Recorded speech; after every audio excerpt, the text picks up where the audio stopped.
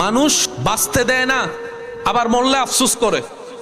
জীবিত থাকতে প্রশংসা উৎসাহ কেউ দেয় না, মারা যাওয়ার পরে সবাই লাইন ধরে শুধু প্রশংসাই করে।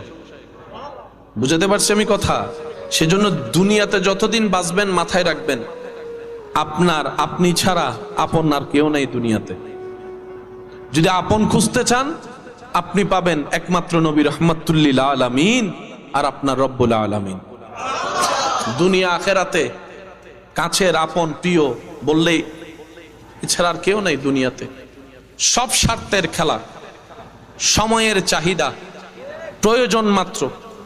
প্রিয়জন আর প্রয়োজনের মধ্যে আসমান জমিন পার্থক্য। প্রিয়জন আর প্রিয়জনের সংখ্যা তো অনেক কম।